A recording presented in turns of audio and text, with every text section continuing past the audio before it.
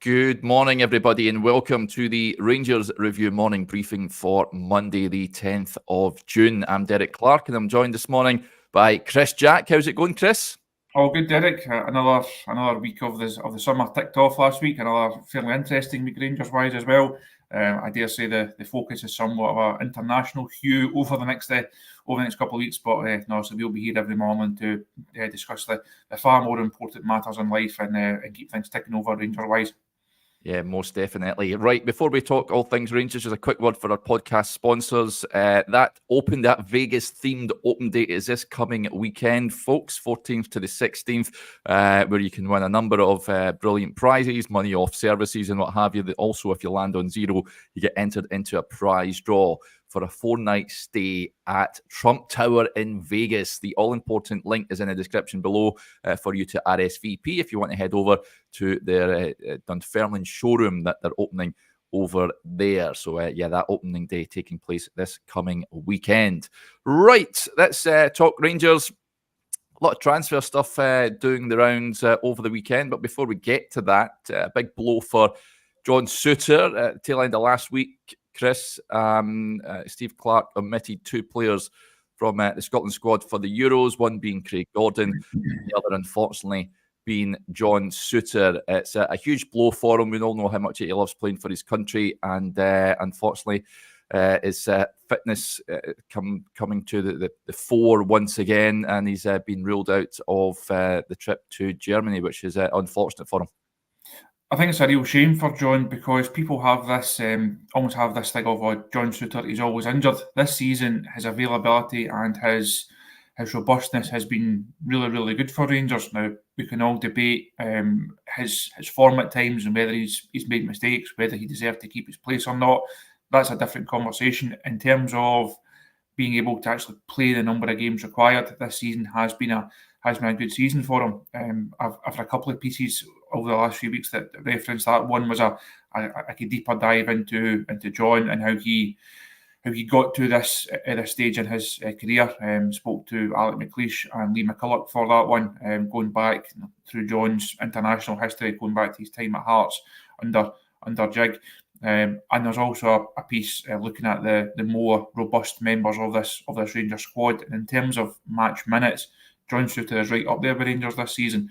So I think it's a shame that the injury that he did pick up, or came in the last couple of weeks, and that seems to have played a part in him then missing out on the Scotland squad. But I think it's a real sore one for him because I think on form overall this season, he's not been a standout for Rangers. But who was there? Apart from Jack Butland, there was very, very few that got 8 or 9s out of 10 over the course of the campaign. I think Souttar was okay at times. I think he was good at others, not so great at others. But that's just the course of a campaign. So I think he deserved his place in this initial group. I know there are other options there. There's perhaps options there that Steve Clarke has had more football out of, that he maybe trusts a bit more. But for me, John Souttar would have been one of those four centre halves. I also would have picked Craig Gordon as one of my 3 goalkeepers as well, in terms of someone who's given great service to the country over the years. Just for that experience, now your number 3 goalkeeper is not expected to play a single minute over the course of the tournament. I think Craig Gordon deserved that ahead of Liam Kelly. It's obvious that Angus Gunn is the number 1. For me, I would have had Gordon as number 3. So I don't really agree with Steve Clarke's picks in both of those.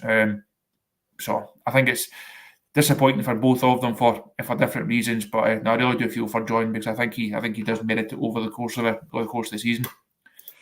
Yep, and a few comments coming in saying it's good news for Rangers more than anything else if you look at it with the blue-tinted specs on it. Absolutely is. Means he can rest up and get geared up for next season. Red Fan is another one. He's not part of the Turkey squad, so Rangers' only representative, really, and it looks like he will be heading for pastures new will be Yanis Hadji. I'm sure we'll all be keen to see how he will be getting on with Romania. Right, let's talk transfers.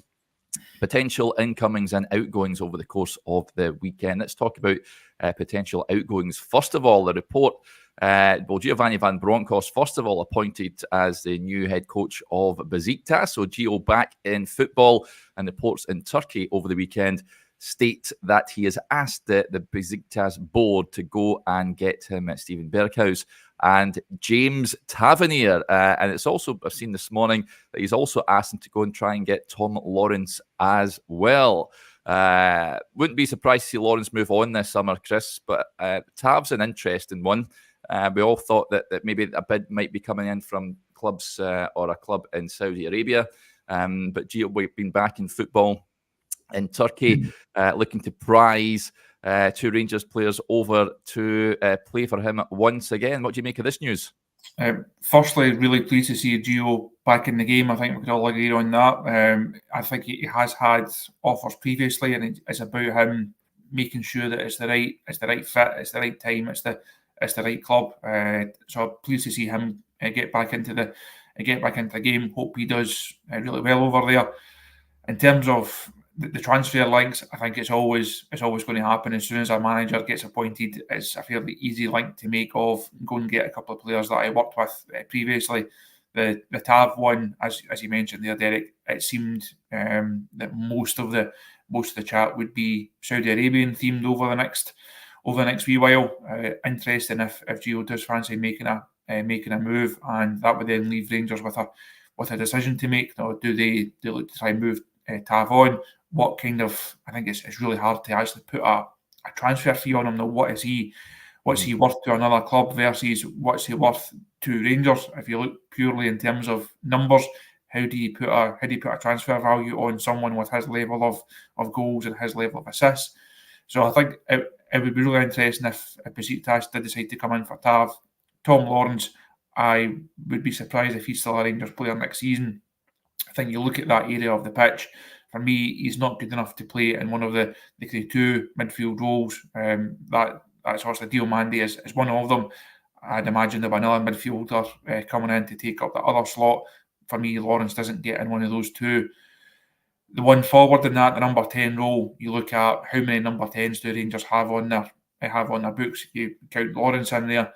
You've also got Cantwell in there. You mentioned Yanis Hadji earlier on, who will move on. You've got Sam Lammers in there, who will move on. Alec Lowry, someone who we all thought would be a potential Rangers player in there, but it's not worked out. So there will be a number of different moves in that number 10 area. I said towards the end of the season, Rangers really need an upgrade on that. If Clement is going to stick with this system, they need someone that's far more adept in that role, someone that influences games, that wins games, that changes games far more regularly than the options that they've got. So for me, Tom Lawrence is someone who is dispensable within this squad, whether that's going back down south, whether that's going to Turkey, time will tell. But I would be surprised if he's got a long term Rangers future. I think he's someone that Rangers can move on and certainly improve on. Yeah, Ipswich Town and Sheffield United also believed to be keen on Tom Lawrence. Can't see him doing a job in the English Premier League. I've got to admit, I'd be surprised if he ends up with the Tractor Boys. Sheffield United, I can see. Besiktas would be an interesting one. We could see, of course, with Borna and John Lundstrom over there at Trabzonspor. It might be a bit of a Rangers reunion if Gio gets his wish and gets Tav and Lawrence over there. Intriguing stuff. One to certainly keep an eye on. In terms of valuation for Tav, I think we touched on it before. Somebody posed a question last week, what you would take for Goldson and Tavernier. I think somewhere in the region about £7-8 million. I think that would be reasonable for the pair of them, Chris, given their age. I would think so. I think Tav's a really hard one to put a number on. Goldson slightly easier because, without sounding disrespectful to him, he's just a centre half. Tav as a right back is more than a right back, and we've seen that once again this season.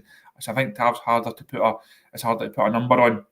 Goldson, I think that kind of ballpark of a couple of million or so is round about right. And I said, if you're talking going to Saudi, you're then looking for a Saudi premium, just like when Rangers go and try and sign players from fellow Scottish clubs. There's a Rangers premium. I think you're looking at a Saudi premium. So I think the fee you would get for heading to Saudi would be different than the fee you would get heading back down south or heading to Turkey, for example. But I think it's shaping up to be a really interesting summer for Rangers. And I say those two guys are so important to it in many ways, because if they don't move on, that's two less transfers. And obviously, if they do move on, it's big calls from the manager, fees coming in, a lot of wages being freed up on top of the wages that have been freed up with the guys moving on at the end of their contract. So there's a lot of football and financial reasons to keep a close eye on Tav and Goldson over the next few weeks. Yep. Right, let's focus on one player who has been linked with Rangers coming in. That is Yusuf Kabadayi. He's a 20-year-old winger from Bayern Munich, plays over on the left-hand side. He spent the last season on loan at Schalke in the Bundesliga 2. They had a pretty poor season, Schalke. They were one of the big hitters in Germany, but they have been struggling of late. But apparently they have been priced out of a move to sign him on a permanent basis. Reports in Germany state that Bayern would be willing to sell the player for just £850,000. It's also thought that Lecce in Italy and St. Pauli, who've just won promotion back to the Bundesliga, you'll have seen over the weekend their manager being linked with a move to Brighton, I think it is, just 31 years of age. But they're also keen on the player as well. Now, those of you that are subscribers to the website will have seen a bit of an insight into Kabadayi. We spoke to Aaron from Schalke Zone, which is a fan site covering the club. There's a Q&A on the website, and also spoke to Adam Kahn, who's a German football expert on the YouTube channel, just to get a bit of insight into what we can expect should he pitch up at Rangers. Bit of a mixed bag in terms of a report card, Chris. He started off slowly, apparently. He showed nice things, finished the season pretty strongly, but his raw was the thing that came across to me. He is a young lad, of course. We can't forget this. He's only 20 years of age. It seems a reasonable fee for Bayern to be looking at. I was half expecting him to be sort of Malik Tillman levels, looking for just a loan with a premium and a buyback option. That may well be the case if they sell the lad on, but he's a player that's been strongly linked to Rangers, but another left-sided winger. I think it's no surprise that we see Rangers linked with a lot of wide forwards. I mentioned earlier on about the plethora of number 10s that's in this squad, and why Rangers have to really move someone and really move up and try to upgrade in that area of the pitch. It's a squad that has been built with very little natural pace and width in it. We now have a manager who likes to play a side with natural pace and width, so it's only I think it's obvious that we will see a lot of these type of players linked.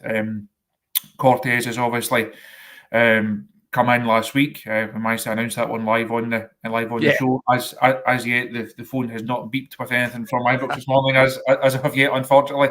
We've still got another 17 minutes or so to go, right enough.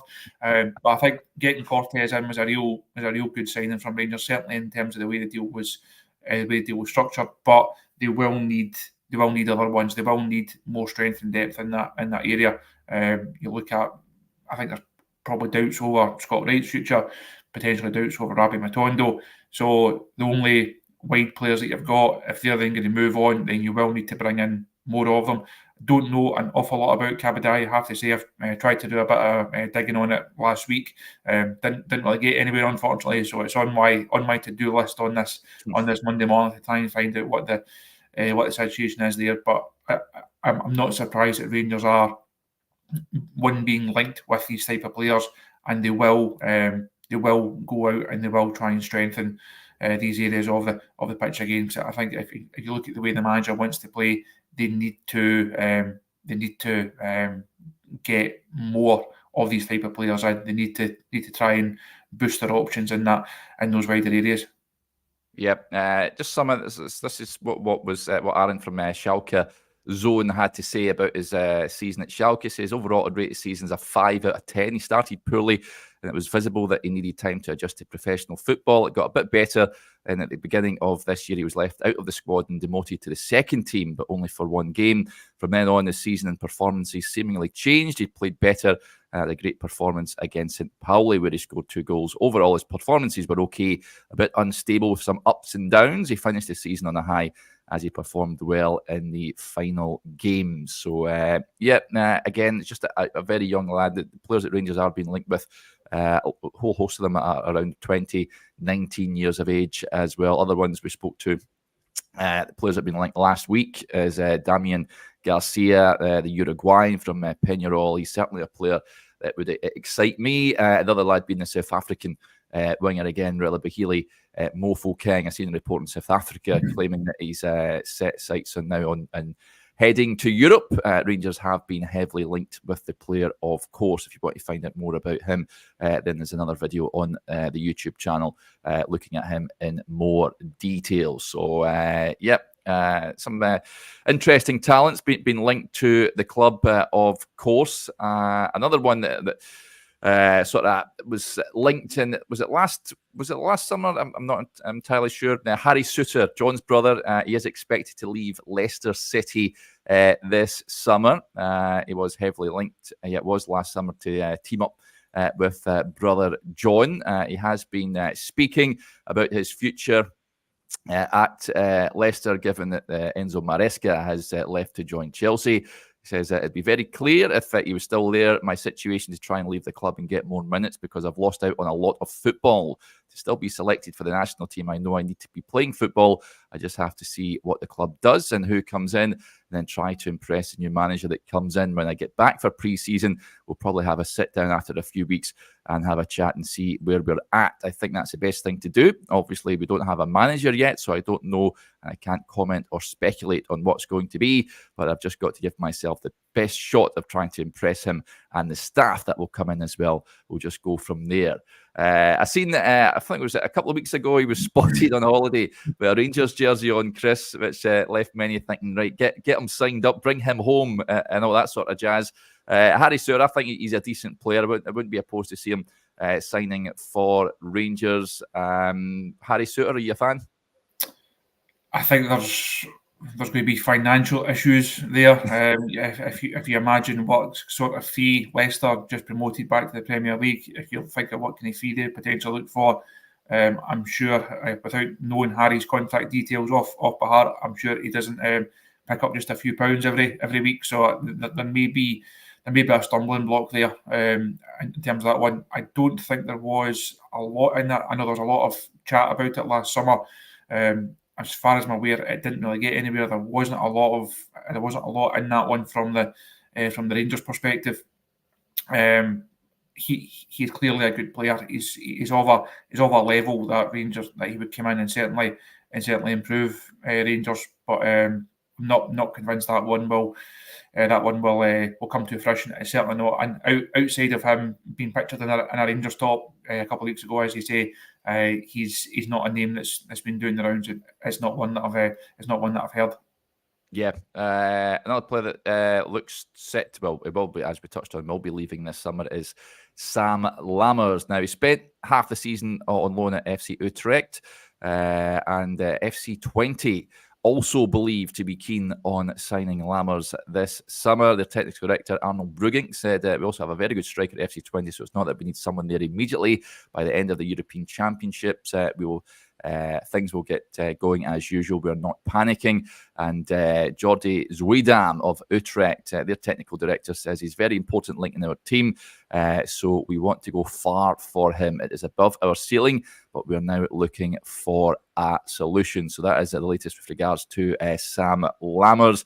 I think I've seen murmurings over the weekend as well, Chris, about what sort of fee Rangers will be looking for. I know that Albion Rahmani heavily linked with the club. At the tail end of last week, Rangers were said to be preparing a €6 million bid for the Kosovan. Listen, if they can get that sort of money in for Sam Lammers and spend it on Rahmani, I think that's decent business, is it not?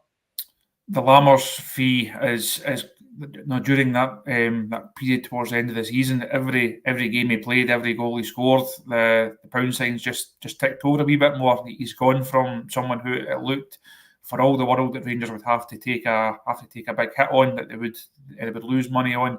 I would now be disappointed if Rangers didn't at least get their money back in terms of what in terms of what they paid for him last summer. They have to get that back now. I think he's shown that he's not a Rangers player. No matter what Michael Beale saw in him, there was too much else. It didn't fit into the team, didn't fit into the club in terms of being able to handle everything that comes around it. It seemed he was just a guy that was in the wrong movie during that 6 months at Ibrox. Fair play to him. His confidence must have taken a hit. He must have been in a really low point during that first half of the season. But went back to Holland, hit the ground running, kicked on from there. And as I say, there will be, as far as I'm aware, there is interest both in Holland and elsewhere in Europe from Sam Lammers. And I think that the more clubs that fancy him, the better. Obviously, if it was only one that wanted them, then the fee is the fee. If you can get another couple interested in there, then that would certainly be good for Rangers. I think it's something I know it's been a bone of contention amongst the fans over the last not just last couple of seasons, but for a long time. Rangers being able to maximise their transfer fees, and it felt for a long time that Rangers were paying people off or sending them out on loan and then giving them the rest of their contract up. Rangers have to get, as part of the player trading model, you have to maximise your wins. So the players that you bring in, likes of Calvin Bassey, likes of Nathan Patterson, you have to maximise the fee that you get for them. But it's also about maximising your losses to an extent. So guys like Lammers who are not good enough for you, you don't just say, well, we'll take £1 million and we'll get him out the door. He does have a value. He certainly has a value in Holland, and it'd be really interesting to see what Rangers can actually get for him, because that is then, it's a fee and it's wages that can then be reinvested in that area of the side to hopefully upgrade that area of the side. Yep. I hope they get top dollar for him, given his exploits in the Eredivisie. Just on spending that on Rachmani, Damien, with the point, this ties in with what you said earlier, Chris. He says, no, why would you not try and spend that on Miovski? Because Aberdeen will be looking for not only top dollar for him, but because it's Rangers, that they want even more money than he is worth. I think they'd be more comfortable selling him to a club out with Scotland, Chris, than they would Rangers. I mentioned the Rangers premium earlier on, and I think Miovski falls into that category. I think Aberdeen will look for more from Rangers than they would do, as you say, from other clubs. He's someone that I like. I think he's proven once again this season. He's got a lot of aspects to his game. He's not just a goal scorer. He played well in the games against Rangers, and he's someone that if Rangers could get him in, I would certainly be all for it. I think he's a player that's still got more levels to move through, and I think even if it did cost Rangers several £1 million for him, you would fancy them to actually make that money back and potentially get a profit on him as well if he was to move down south. I know people say throw them a couple of players as well, in terms of Ross McCrory or Scott Wright or any other, Alec Lowry, these type of guys.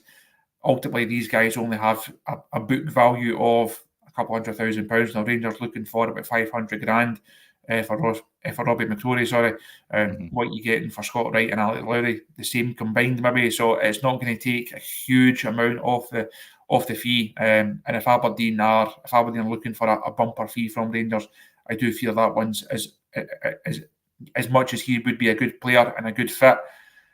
Ultimately, it comes down to, does it make financial sense? Is he worth the extra outlay? Probably not. And of course, the other one will then be, people say, well, if you don't sign Miovski, go and sign Lawrence Shankland. I think he falls into the same category. At his age, at the fee that it's going to take, I just don't see that one happening either. It's going to be a name that's going to come up almost every show that we do. But I would like to see Rangers sign Miovski. I don't think it will happen. Not that fussed about Shankland, and I don't think that one will happen either. Okay, Grant Mackay just on Lammers says, it would be so Rangers to sell Lammers to 20 and then he scores a goal that knocks us out of the Champions League qualifiers. I do hope that will not materialise, Grant. But 21 of the clubs that Rangers could face. I think they could face them in the third qualifying round. Rangers get 2 qualifiers to negotiate before the Champions League proper, which of course is much changed this coming season. You've wrote a great piece on the website, Chris, about the finances on offer as well. It's imperative Rangers get in there, is it not? It's hugely important in terms of the in terms of also the stature of the club and the away days for the fans, and just being in that top tier of European competition, it's obviously important. But financially, there's just such a difference between Champions League and Europa League. We had a piece on the website a few weeks ago from the guys at Scotland's Coefficient, who know this area of the game far better than me. They broke it down really, really well. It's a lengthy piece, but it's worth going through, because it breaks down how Rangers can move through the potential qualifying rounds. What happens if they fall at one? What happens if they progress through? And it goes through some of the finances there. I remain to be convinced about this new format of the Champions League. Having read through it and had to think about how it could play out, I'm not a massive fan of it. But that it is the way it is. It's going to make the teams, and it's going to make UEFA more money. So that's the driver. But it would be transformative for Rangers if they got in there in terms of the business that they can do in this market as well. I think I wouldn't be surprised if there is almost two shopping lists on the go at Ibrox right now. There's the ones that they want to really press on with and go and try and get in, and then best case scenario, if you get Champions League, if there's a bit of money left over, right, we can go and try and put it into that player. If it doesn't, we then go in a different direction and put it into that one. Rangers can't afford to wait on the outcome of that, because that's several weeks down the line, back in pre-season training and a couple of weeks. So they do have to crack on. They have to try and get as many of the new players in as possible. Try and build a squad. Give the manager as much time as possible with it. So they can't afford to wait on what happens Champions League wise. But I think we all know just what a difference it would make. Now hopefully they can get through those. Hopefully they can get through those rounds. But it's not going to be easy. You look at the potential ties in there. You also mentioned 20. Fenerbahce in there as a potential one as well, which would create headlines just for all man with Jose potentially pitching up at Ibrox. So that would be a great tie to take part in. But there's definitely a lot at stake, Rangers, or a lot at stake for Rangers. Sorry, in terms of the Champions League, and many millions of reasons why you want to be there. Yep, I'm not a fan of Champions League, I've got to admit. Also, when you go in there, you get knocked out, you're out, you don't drop into the Europa League either. So that's some of the changes that have been introduced. There's no way the Rangers can compete in there. It's just to boost the coffers, obviously, and try and compete domestically. But give me the Europa League over the Champions League. Even give me the Conference League over the Champions League every day of the week. Not a fan of it, but unfortunately, that's the way football is going at this moment in time. Nice comment here from Brian, just on a piece you may have seen over the weekend. He says, good morning, guys. Read the article by Martin Ramsey on the Rangers Review app on Saturday about the club. Absolutely first class. Couldn't believe the other team have spent 70 million to our 35 million over the last 2 years. That's what we're up against. Yeah, I'll just go and check out. Great piece from Martin over on the Rangers Review website, folks. But plenty of Rangers content coming your way, both on the website and on the YouTube channel as well. So even though we don't have any Rangers action to speak of, then we do have still plenty of transfer rumours and comings and goings to get our teeth stuck into. Butler raises the point as well. This is something that we'll try and do. He says, I can do a segment explaining the UEFA squad rules. There is no Scottish quota that people love to talk about.